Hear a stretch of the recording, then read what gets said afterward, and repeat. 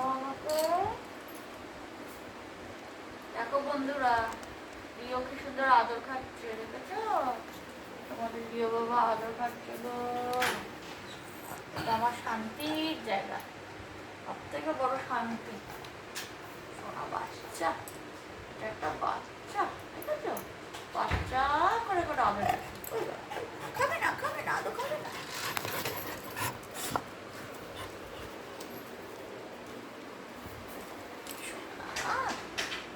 বাচ্চাটা দেখেছো?